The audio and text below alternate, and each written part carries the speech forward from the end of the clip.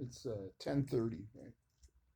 Thanksgiving, and this guy thinks that he has the right to drive down the street.